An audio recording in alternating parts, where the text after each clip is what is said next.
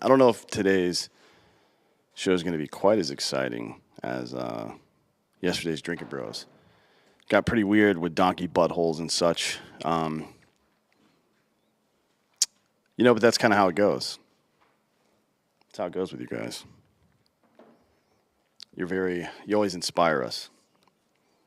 The three dicks behind the desk. It's your leadership. No, it's not. Sorry, I had to pull that gun out. You'll notice right here that the seltzers are in. Have you guys tried any of the finished product yet? Not yet. We're waiting for him to cool off. Sweet. Yeah, we're going to do that on the next show then at 2, I guess, on Drinking Bros. That'll be fun.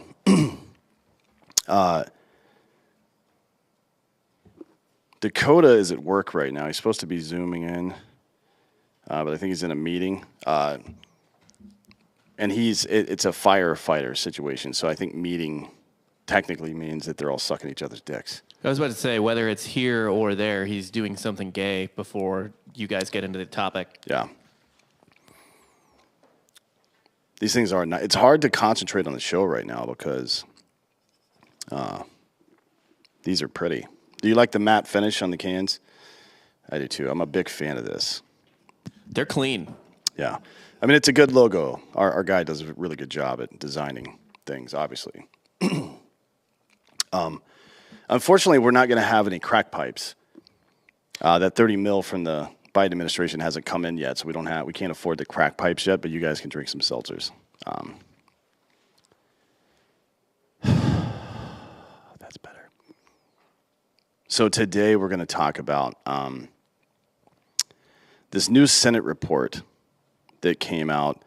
It was sent to me by some people about a week ago before it came out. And it's basically a report on the Afghan situation, the pullout, and all the stupid shit that happened that was completely unnecessary. What is that you just brought in here? The battle box. Oh, what is it? There's a whole bunch of survival stuff. Oh, it's survival stuff. Battle Box. Sweet. That's a new sponsor over on Drinking Bros. We'll get into that later. So, yeah, we're going to go through a lot of the high notes for this Afghanistan thing. And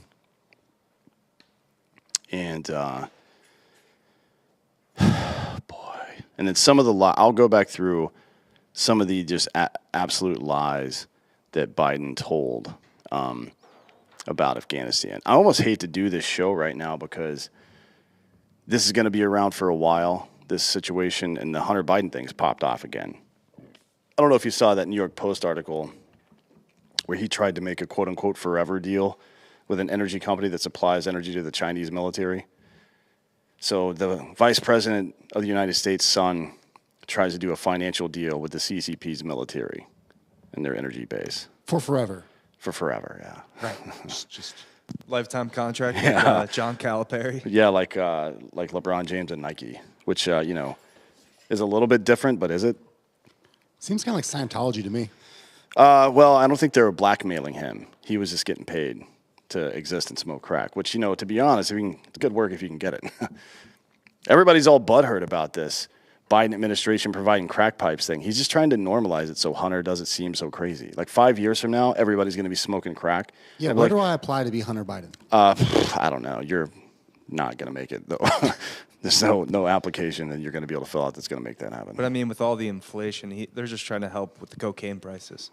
That's true, yeah. I mean, and the Canadians are blocking pretty much the entire northern border now, at least the main shipping routes. So at some point, the U.S. truckers are probably going to block the Mexico border, and then where are we going to get our cocaine? That's what I'm really concerned about. Cocaine or freedom, folks. Can't have both. Sorry. No, you can. Cocaine is freedom, some people say. Some people being me, I just said it. No one else has ever said that before because that doesn't make any sense. All right, so the first thing I want to tackle is the 115 days squandered. It's a big part of this report.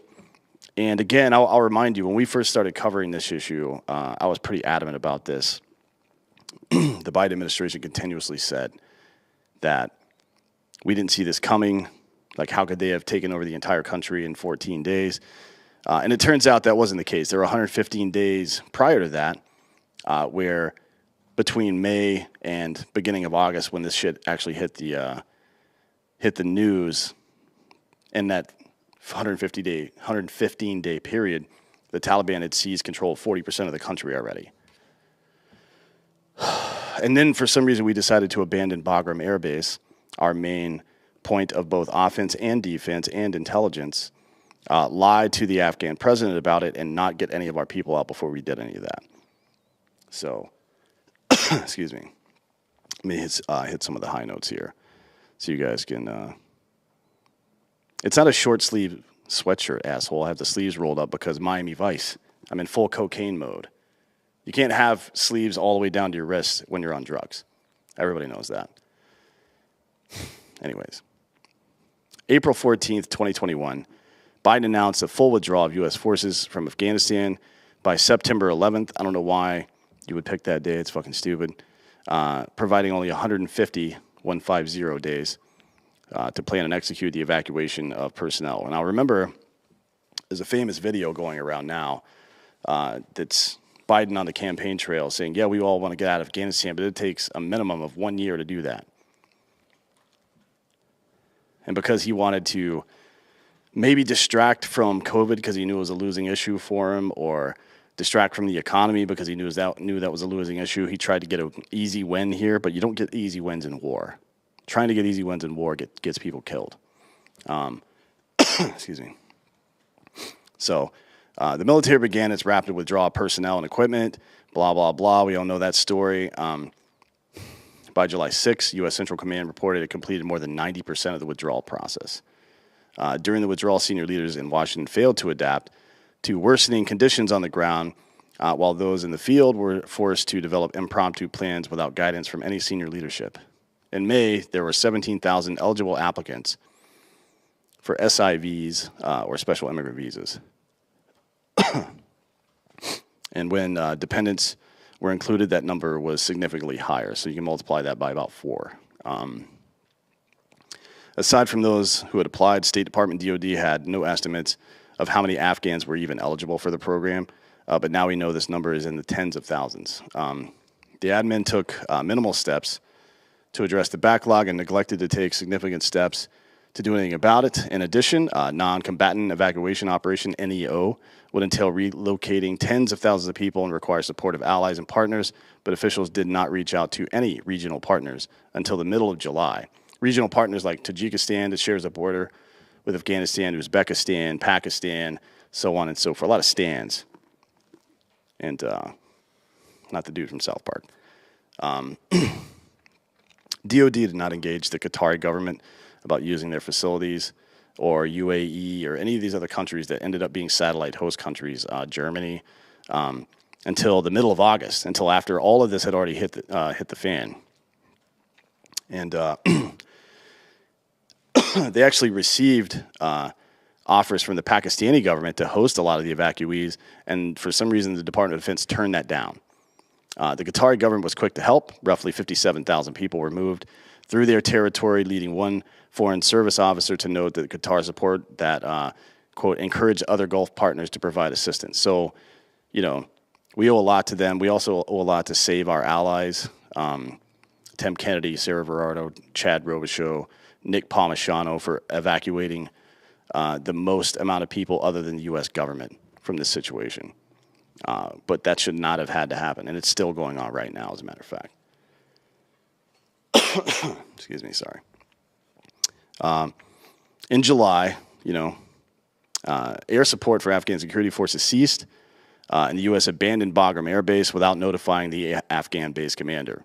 They just kind of fucking dipped out. Irish exited. And then when the president of the United States, Joe Biden, had a phone call with the president of Afghanistan, one, he intentionally didn't tell him that, right? He hid the fact that we had already abandoned our number one fucking spot there. And in addition to that, he told the guy that it looked bad and that he needed to do whatever necessary to change the perception. So he basically asked the Afghan president to lie about the conditions on the ground. In the process, the admin abandoned a facility that could have been critical to the evacuation, as well as eliminating the Afghan National Security Forces' ability to defend the country. So, whatever the generals had told the Biden administration about the capability of the Afghan army, and that's something that we'll get to here in a minute, they can't operate without air support. And we took away the air support, and the country collapsed almost immediately after that. In addition to that, we had to set up basically an impromptu fucking air base to exfil people. And we've talked ad nauseum on this show in Drinking Bros about the conditions in Kabul. During the withdrawal, the National Security Council was responsible for interagency coordination, but they didn't conduct their first senior meeting to discuss the withdrawal until August 14th, 115 days into the withdrawal and just hours before Kabul fell to Taliban control. The National Security Council, the 6 or so people that report directly to the president on matters of national security, from the intelligence community, from the military, so on, so forth, they didn't even have a fucking meeting until August 14th of last year. Due to the Biden administration's senior leaders squandering 115 days, they ensured the ensuing events would control them, not the other way around, which is not how you want to do it in war. And the other part of that is, I mean, we had that interpreter on the show on Drinking Bros not too long ago. I know it was hard to understand sometimes, but understand that while hiding from the Taliban around the Kabul the Kabul base, his dad died. Like they were just trying to get out of the country, and his dad just died right in front of him, unnecessarily. That dude had worked for the U.S. government for years. And his brother also worked for the U.S. government for years, and he's still there in Afghanistan.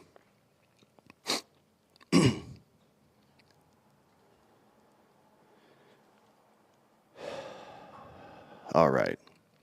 So, the F-77 report, to facilitate the planning for the potential evacuation of American citizens abroad, the State Department directs each embassy and consulate to submit an annual report. F-77 is what the report's called. And that's a report on the estimated number of Americans in its area of responsibility. Based on discussions with the embassy in Kabul, staff responsible for evacuation of Americans, their report said 50% art and 50% science and educated guesswork is how they put this report together.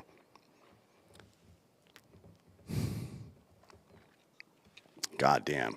Part of it is because of the, loose nature of things, I suppose. American registration with the embassies, voluntary through the Smart Traveler enrollment system. I can't imagine a lot of Americans were over there without enrolling in that program. That seems unlikely to me, since you would have had to get a visa to go there in the first place. The report is prone to inaccuracies. According to the State Department, and the F-77 report for Afghanistan was driven by informal advice to, quote, guess big. To compensate for lack of visibility, state often relies on host governments to provide greater accuracy. I don't know why we would rely on the government of Afghanistan to do anything. According to the Kabul embassy staff, quote, had this been Austria, we would have known the number of Americans down to the last person. The Austrian government would track this information with a high degree of accuracy. The Afghan government, on the other hand, did not have this information. Obviously, they didn't. Come on, man. Why in the fuck would they? In August, at the height of evacuation efforts, the State Department indicated there were 10 to 15,000 Americans in Afghanistan, according to the F-77 report. By August 31st, approximately 6,000 had been evacuated, meaning that with the most conservative estimate, the U.S. had left several thousand, about almost 10, behind. Man.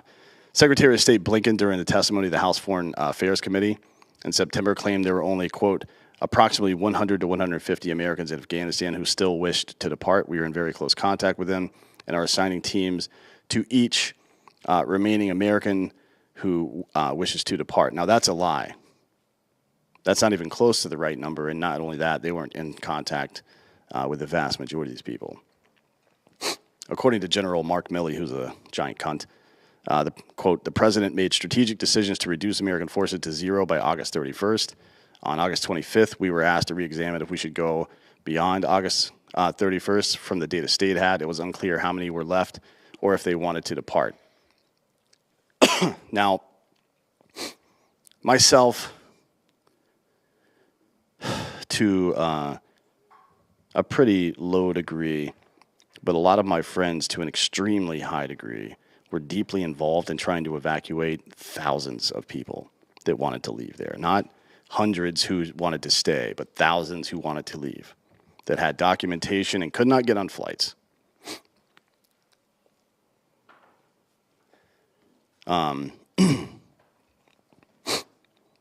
A continued lack of state visibility on the number of remaining Americans, coupled with the threat of additional ISIS attacks, was a primary factor in the DoD's recommendation to end the evacuation 11 days early. So we didn't even stay there as long as we were fucking supposed to. To underscore the last-minute nature, it wasn't until August 14th that the state was officially tasked with setting up communications to notify individuals from priority list and identify as many countries as possible to serve as transit points. That's the same day that the NSC meeting happened. So 14 days into the panic stage of withdrawal, the NSC finally has their meeting, and then we finally start reaching out to host countries to try to get all of this done in the next 16 days.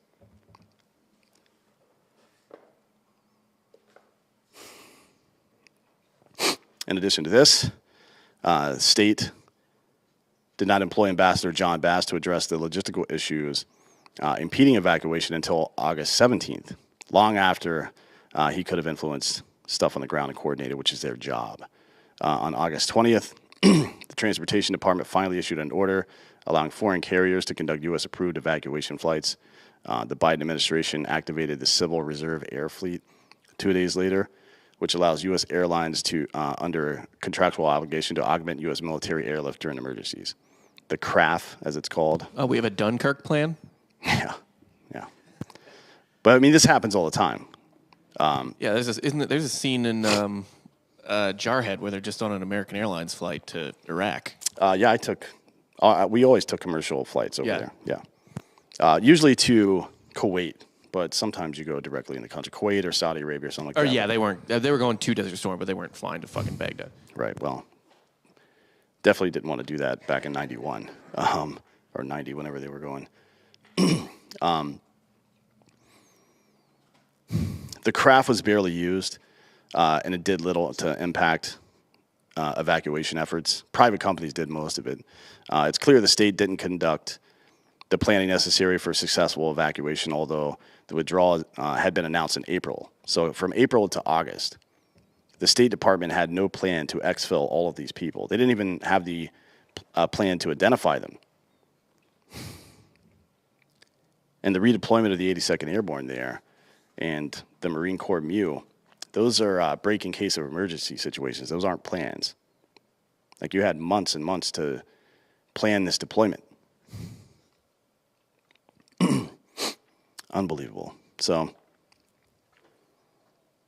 since August 31st, the Biden administration has evacuated an additional 479 Americans, meaning Secretary Blinken's claim that the number of remaining citizens in Afghanistan was substantially higher than 150, which means he should be tried for perjury because he directly lied to the American people and to Congress. And if he wasn't lying, then he's completely fucking incompetent and should be relieved of his duties. Despite this horrible fucking planning and execution period, Blinken defended the state's planning efforts and asserted, quote, the state and security, or the safety and security of U.S. citizens and our personnel is my highest priority. That's obviously not true. Not all at state shared Blinken's assessment.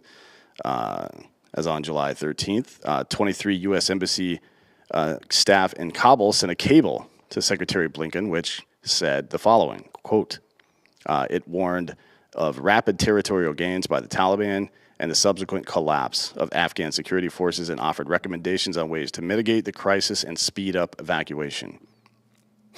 That was in July. A full 2 weeks before all of this shit started. Despite repeated requests, State refused to provide the Senate Foreign Relations Committee a copy of that cable, which is completely fucking illegal. Like, the state can't just say no when the Senate says, give me your shit.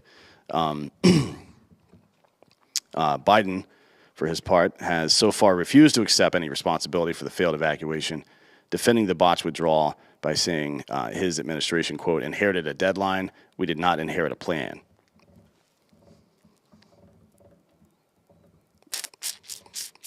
You had 8 months, bro.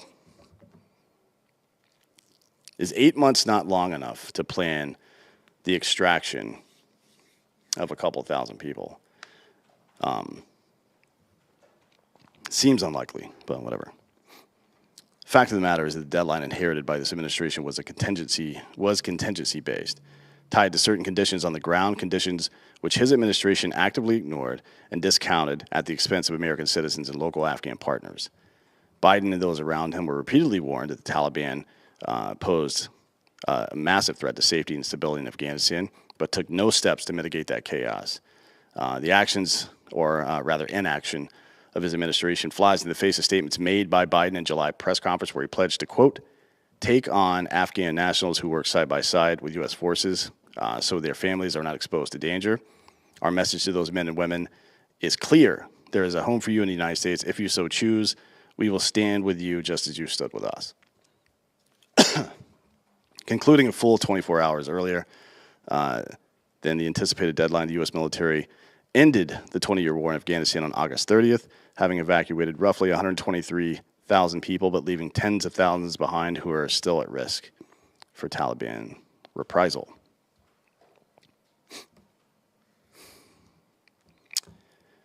So just to be clear, Biden takes office, January 23rd or some shit? 21st, maybe? I don't remember what day it was. Third week in January. It's the third Monday of January. That's when the inauguration happens. I don't keep track of illegal transfers of power. All right. And then he's got 8 months, basically, to plan a fucking extraction. And sometime in late April, early May, the Taliban starts moving on different parts of the country, and our response to that is to say no, and then remove our biggest strategic airbase in the entire region, Bagram, and then lie to everybody about it, and then say that we didn't see it coming. Cool. I mean, shit, I believe it. Don't you? Do you guys believe this or what? What, that we fucked something up in Afghanistan? I believe everything that the government tells me, Oh, yeah, that too. and you should too. Makes life easier. Yeah. So one of the big narratives was that we didn't see this coming. The generals didn't do their job. The Biden administration tried to blame everybody but themselves for this. And make no mistake, the generals in charge of our armed forces are a bunch of bitches and politicians that have lied to us routinely over the last forever. But it turns out that when Biden said all the generals agreed with me, that was a lie as well, and we have the receipts. So this segment is called Ignored Intelligence and Lack of Support. So there were numerous warnings from multiple government agencies about the rapid deterioration in the Afghan security environment. As early as April 2021, the DoD's lead inspector general wrote in its report to Congress, quote, the Taliban strategy involved overrunning key provincial capitals to set the stage for a military takeover of Kabul. That was in April. By late June, concern with the national security community increased as the Taliban continued to make advances on the ground. The Taliban advances were facilitated by Biden's decision to suspend air intelligence and contractor support to the Afghan Air Force. So in June, 2 months before the actual evacuation and 3 months before the planned evacuation, we stopped providing any military support to the Afghan army. And then we blamed it all on them, obviously. Like, the generals lied about their capabilities. Like, no, not really. As early as January 2021, officials with the administration began to raise concerns over the lack of planning with respect to long-term maintenance of Afghanistan's air fleet. The advanced air fleet was the Afghan government's primary competitive edge over the Taliban, leaving security forces at a disadvantage once U.S. support was halted. The Special Inspector General for Afghanistan, SIGAR, S-I-G-A-R, underscored concerns about the loss of U.S. support, saying, quote, the potential withdrawal of contractors from Afghanistan in addition to U.S. and coalition forces may leave the Afghan Air Force and Special Mission Wing without the necessary support to sustain and develop Afghan air forces. To address the concerns, SIGAR, however you say it, outlined several recommendations, including, quote, to finalize a mitigation plan to ensure the continuation of essential maintenance, operation, and advisory support to the Afghan Air Force and Special Mission Wing. They never received a response from the DoD about any of their concerns. Lacking both maintenance and U.S.-provided enablers, the Afghan National Defense and security forces were unable to defend against Taliban gains. So not only did we leave them there with equipment that they couldn't use, now that equipment belongs to the Taliban. So that's cool.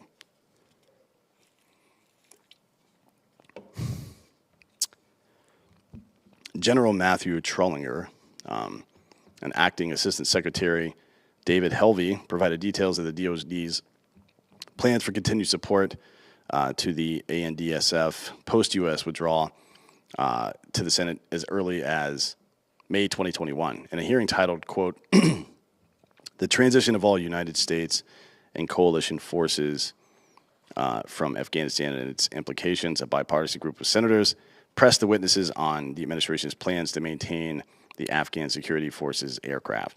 The DoD suggested it would assist in the maintenance by video teleconference. So they're zooming in. They're making YouTube videos on how to repair fucking helicopters and shit for the Afghan army. That's probably going to go well, right? It's pretty tight. It's like in the movies when someone's like, the pilot dies and some like dude from the cabin has to get on the stick and then the tower talks him in. Yeah. It's one thing to land the plane. It's another thing to maintain it. right. Guys, give a little respect. Dan's grandfather did this literally for the military from a book. Oh yeah, Dan didn't. Yeah. Yeah, my grandfather used to fix planes in Korea, like it was an IKEA furniture setup. Oh, yeah. Yeah. There's a buddy of mine worked at the San Diego Air and Space Museum, and there's a bunch of old DARPA and NASA engineers in their basement that redo all the planes. And you can't go buy parts for the Enola Gay anymore. So they had to look at the spec sheet and actually go fabricate all the screws, like everything. It's crazy. Those dudes are smart as shit. I definitely can't do any of that. Well, by the time he got out of the Air Force, they had moved on to another plane, so he knew nothing about that plane. It's ridiculous. Obviously, that's less than ideal. The president's insistence on going zero force presence by September 11th substantially constrained DoD planners' ability to devise workable solutions to support the Afghans despite the lack of viable plans. Biden announced plans to move up the withdrawal to August 31st instead of September 11th, saying, quote, speed is safety. Now, there's a saying in the military, slow is smooth, smooth is fast. Speed is safety is not a phrase that anybody uses in the fucking military. I use it in the bedroom. Well, it's weird. It's a weird thing to say. All right, now let's do these sponsors right quick, and then I'll come back to Bagram Air Base. We'll talk about that for a minute. First up, ghostbed.com/Drinking Bros. You all know it. You love it. You love it more than life. People have been offering to do weird shit for ghost beds recently. I'm not going to get into it on the show, but it's pretty fun. They still get the 40% off bundle package, so if you need a mattress and an adjustable base, those items and then anything else you add will be 40% off. For everything else, ghostbed.com/drinking-bros. Use the code drinking-bros. You'll get 30% off everything on the store, from sheets, pillows, mattresses, weighted blankets, mattress protectors, the whole thing. It is a really just incredible deal, to be honest. One that I haven't seen. Man, I don't think I've ever seen any company be as generous with their deals as Ghostbed and extend them for so long. But, they're a good company. They know they got a good product. So they work with you. Obviously, you know about the old 36-month pay-as-you-go plan. Well, now it's 60 months, provided you have decent credit. So that's a good thing. There's a bunch of other stuff on the site now that we haven't. That I haven't got the. Has anybody gotten the weighted blanket from them yet? I think I'm going to order one. Not yet, but it scares me Why? because you're so comfy and you're under that weighted blanket, and like sometimes I have to pee, and I'm afraid I can't get up. Just get a fucking bedpan, bro, or a catheter. Shove something up your dick hole. Yeah, I'd say go Kath. Yeah. Or maybe not. Joel had a catheter back in the day, and now he's got a huge dick hole. So he said it makes it sound like he's peeing with a giant cock, but really that's not the case. So, I guess it helps him in public. Like if he's pissing at a public event in the urinals, people think he's got a giant cock, which is something. But does that mean he's throwing ropes, or is he tossing sheets now? That's a good question. I think you need to let it build up a little bit. It's more about PSI than it is the size of the hole. At any rate, next up is Lucy. We're all adults here. I know some of you choose to use nicotine to relax, focus, or just unwind after a long day. Lucy is a modern oral nicotine company that makes nicotine gum, lozenges, and pouches for adults who are looking for the best, most responsible way to consume their nicotine. It's New Year. Why not start it out by switching to a new nicotine product that you can feel good about? We like this stuff. A bunch of our buddies use it. The taste is really good. Obviously, you're not running into the same issues as you do with tobacco products and shit like that. So, it's a more responsible way to consume nicotine. If you enjoy using nicotine, you should definitely check out Lucy's products at lucy.co. I like the cinnamon flavored stuff, but they've got wintergreen, mango. I think there's some other stuff on there. Go to lucy.co, lucy.co. Use the promo code American at checkout. Also have to read this disclaimer. Warning, this product contains nicotine. Nicotine is an addictive chemical. Remember, if you're interested in a better way to use nicotine, visit lucy.co and be sure to use the promo code American. Get them deals. Get a wide mouth Gatorade bottle. For pissing in, is that what you mean? Lauren Manley. Brittany has silk pillowcases, but I'm not allowed to sleep on them. I'm worried about silk pillowcases. I feel like my head's just going to slide off. It's too slippery. There's enough slippery stuff in our bedroom already. Bagram Air Base. You all know and love it. The promo code for the DB product and code for the berry thing. I see. It's, what is it called? Light. Oh, Diet Smoke. Diet Smoke is the name of the company. And if you want to know what the code is, you can watch Drinker Bros later, asshole. Actually, I don't know what it is. What's the code for that? Oh, I got it here. It's promo code Drinkin' Bros, 20% off all their Delta 8. That's a freebie. All right, Bagram Air Base. So the evacuation of Bagram in early July reflects a strategic, unforced error that negatively impacted the security of thousands of American citizens and vulnerable Afghans. Hang on a sec. I think Dakota's trying to get in here. Yeah, let him in.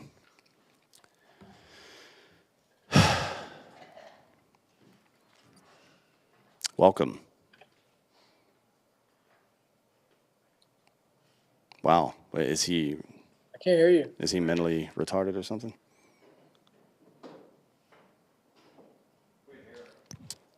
You guys figure that out. I'm going to keep talking. Leaving Bagram meant losing access to a secure airfield and reduce resource availability as air assets were redeployed outside Afghanistan. So we lost the ability to bring in supplies, move people around, and also round people up and get them the fuck out of the country, in addition to provide close air support for any of our military operating around there. This ultimately undermined the U.S. ability to move personnel rapidly. As early as June 2021, senior leadership in Biden's cabinet began raising concerns with the planned departure from Bagram. Despite the internal opposition, Biden pressed the DoD to move forward with its planned departure from the base, giving little consideration for the shifting security landscape. Due to Biden's insistence, control of the country's largest airfield, as well as its 5,000 prisoners, which one of those prisoners was the guy that suicide bombed 13 of our people, by the way,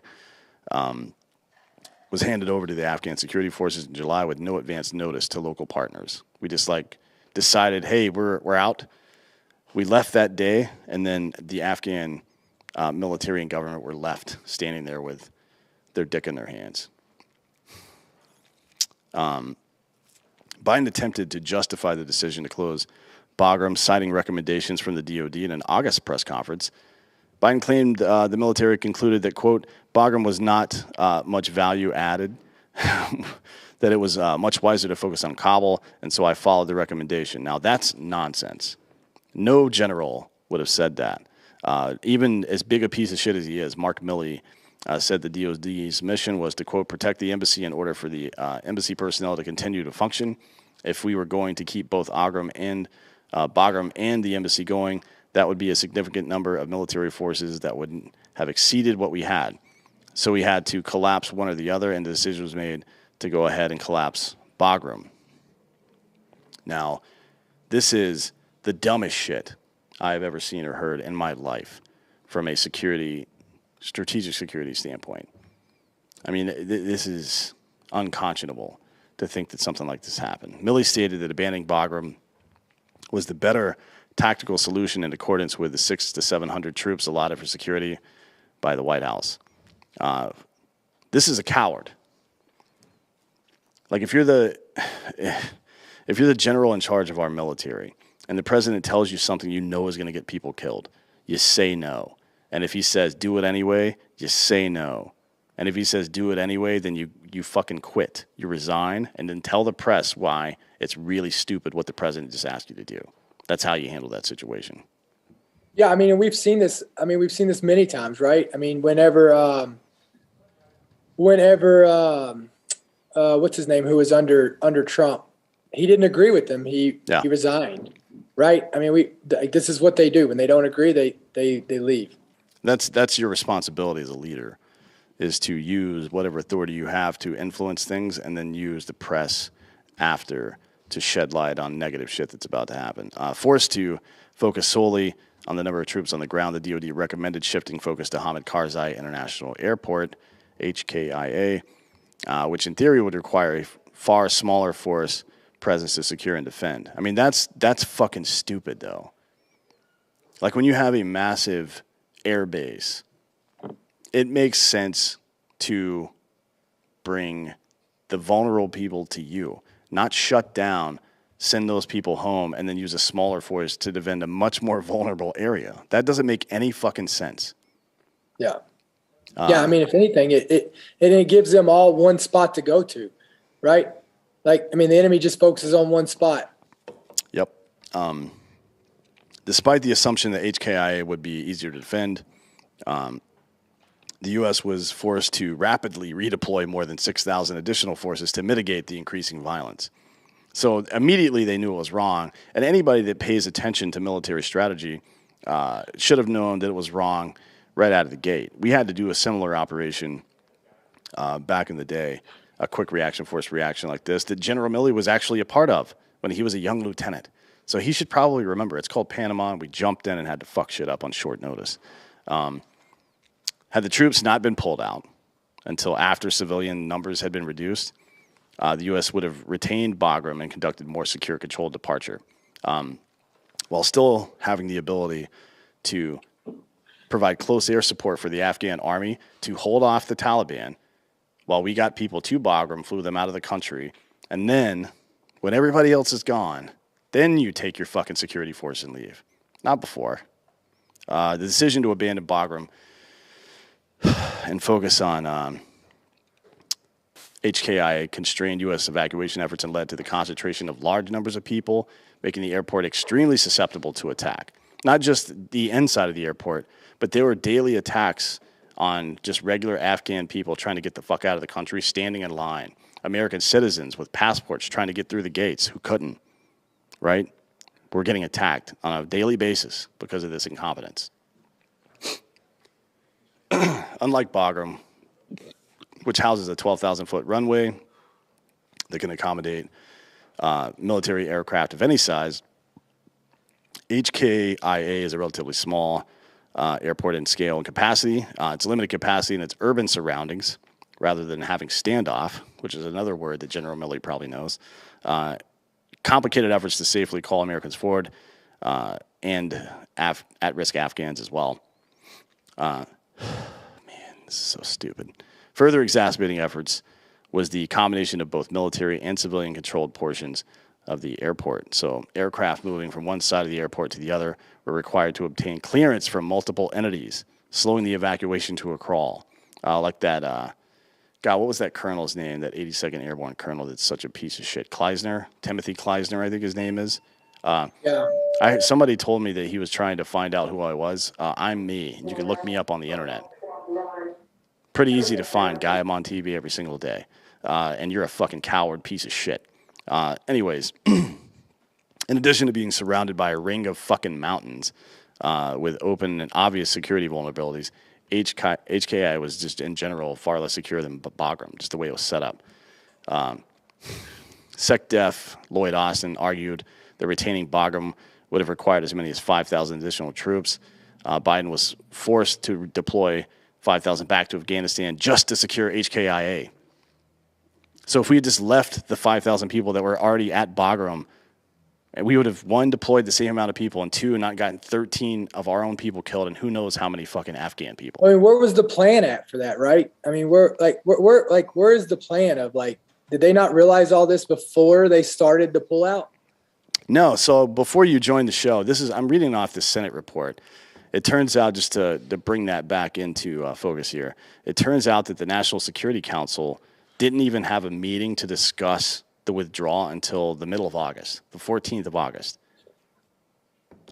They didn't have a meeting? Yeah, so the National Security Council, like the head of the CIA, the Director of National Intelligence, head of NSA, the SecDef, and the Joint Chief, right?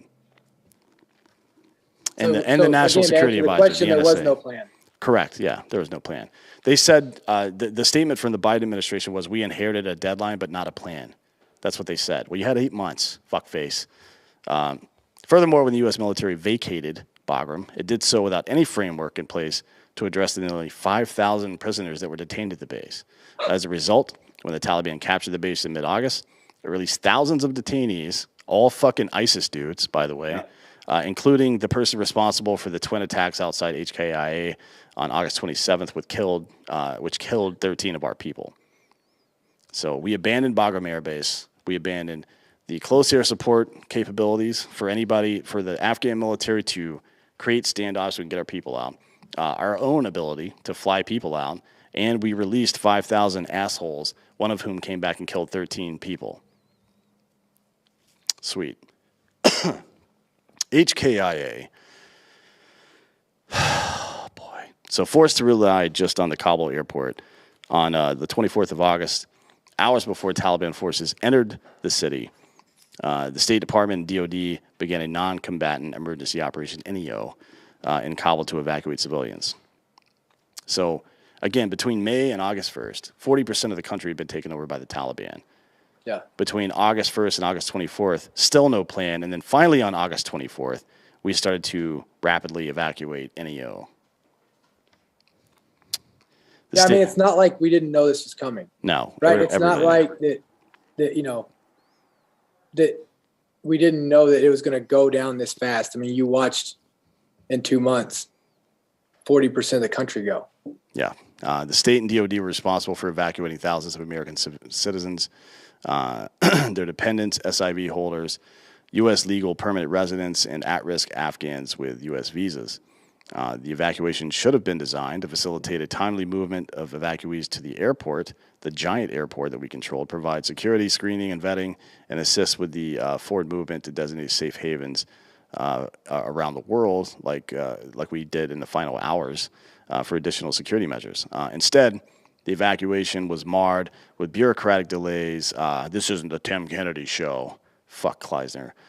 Major security concerns posed by the approaching Taliban force and failure to communicate between interagency partners. This all sounds really familiar. As the Taliban moved into Kabul, thousands rushed to HKIA in hopes of being evacuated to the U.S. You've seen them trying to cling on to the outside of planes that were leaving, falling to their deaths from those planes because we left them there to die. Crowds grew to sizes barely controllable by U.S. and coalition troops, forcing personnel to pick and choose who entered in the airport, depending on proximity to the gate, their status, and the control of the crowd in general. So a lot of people that had the correct paperwork and the right to be on those planes couldn't make it, and we left them there. The conditions and security challenges at the gates caused periodic hours-long closures, further slowing efforts. The State Department failed to issue consistent or clear guidance for who should make their way to HKIA, and so subsequently who would be granted access to the gates. American citizens became stuck in violent crowds, pushing their way to the gate opening, and injuries marred the path towards evacuation. Visa holders, including SIV holders, had to create ways of communicating with U.S. troops by flashing their passports, visas, using hand signs, and eventually covert symbols to gain entry. And this wasn't the State Department setting this up. This was private citizens who communicated with people who were in the military and intelligence community on the ground, and then communicated with their friends who were Afghan citizens and told them that. So it wasn't like the military set up this clever way, or the State Department set up this clever way of identifying people. That was all done outside of them because they're so incompetent. The chaos became so intense that many American passport and green card holders would be turned away, or the price for getting one American through the gate was a dozen Afghan nationals with no documents or no known U.S. affiliation who were subsequently put on planes. And now we'll get to some of the chaos. Man, some of the stuff that happened stateside, a lot of this stuff I've seen video of, people showing up to the fucking D.C. airport and getting released to a convention center with no fucking documentation whatsoever. No idea who they were, just random military-age males from Afghanistan who are now in the United States. Who were getting picked up. They were getting picked up by Uber and shit and taken somewhere. Who the fuck knows where? My thing on this of going and getting out our Afghan brothers or whatever, I mean, at what point?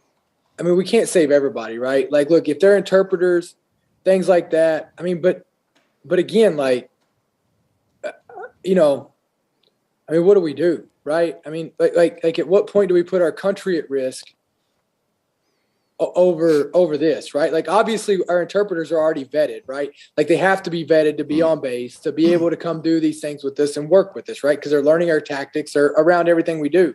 They hear the conversations. But I mean, and obviously we have an obligation to protect them and their families, to a point, right? But how far does that go? Well, it goes as far as your moral compass does. If somebody, we want to save the world, right? Like, I mean, obviously, like, I would give anything to be able to free their country. We went over there and fought for it.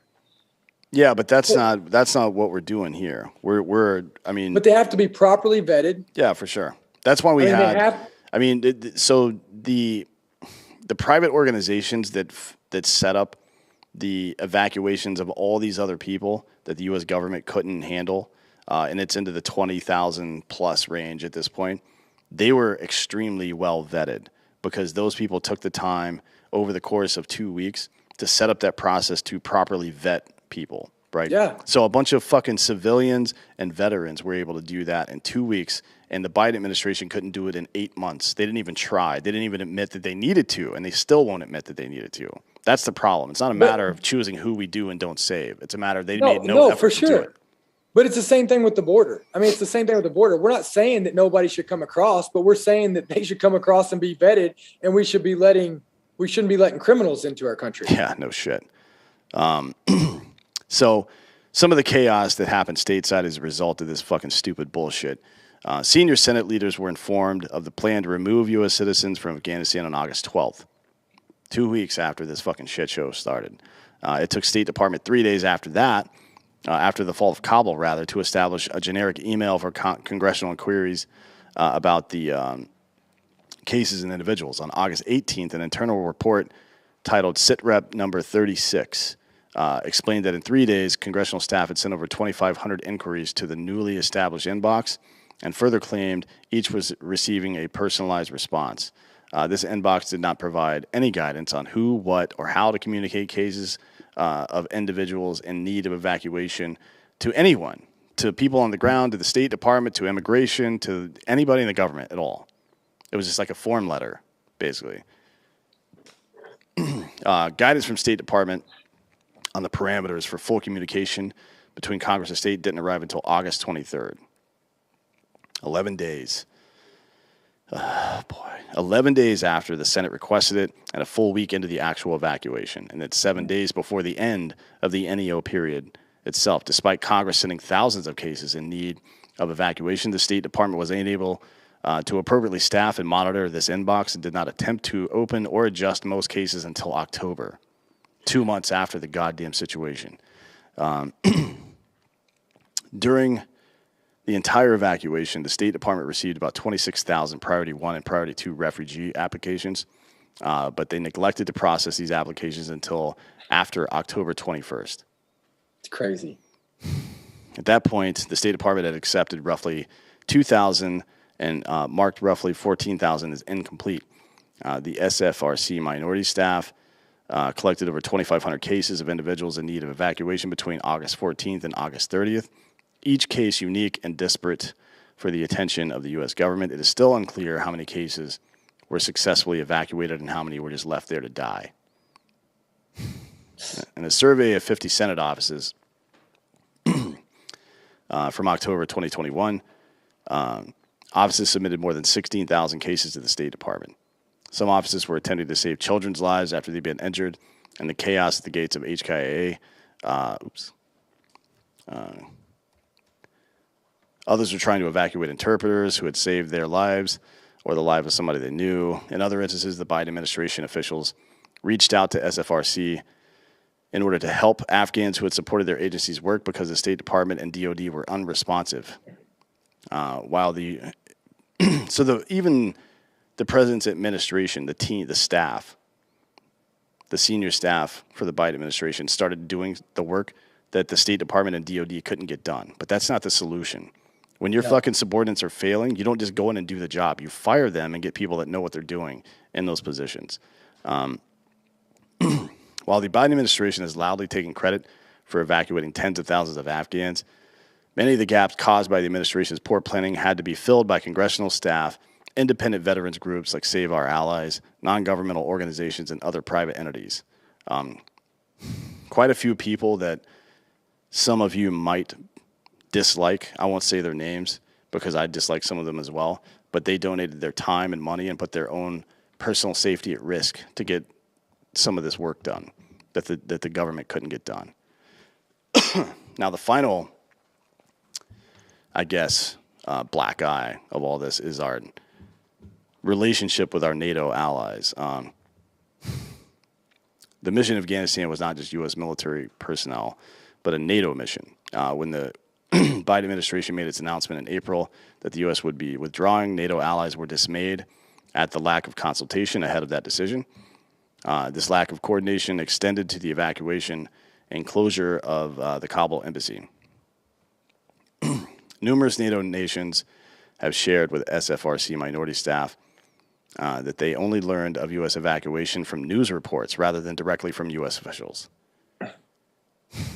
With zero notice, NATO partners had to organize their own evacuation plans for troops and citizens during the chaotic NEO at HKIA. Allied nations made clear their frustration at the difficulty of landing their evacuation plans at HKIA, the extremely short windows given to them for getting their own people out, and the chaos on the ground at U.S.-controlled HKIA. We've been focused a lot on people that had worked with the U.S. government, people that worked with our embassy, our own citizens, but there were a number of other countries that had people there as well, and we fucked them over big time.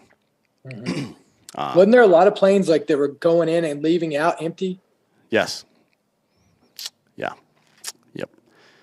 For many allied nations, the reality of having to rely on the U.S. to ferry their citizens to safety created a lot of political turmoil, even leading to the resignation of some ministers, government ministers.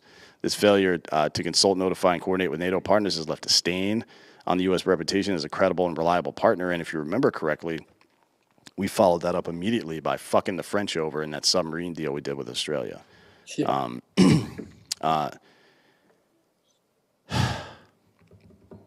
In conclusion, from the beginning, the interagency and specific departments ignored the warning signs of a Taliban takeover and wasted 4 months, about 4 months of planning and evacuation time. The Biden administration squandered the precious time, ignored intelligence, lied about it, and recommendations from people on the ground, refused bipartisan support to give them the resources they needed to succeed. The botched withdrawal has tarnished America's reputation and credibility at home and abroad. American citizens, as well as tens of thousands of Afghan partners, including SIV applicants, still, to this day, await evacuation from Afghanistan and other third countries. The military mission inside Afghanistan has ended, but America's duty to clean up this mess is far from finished. And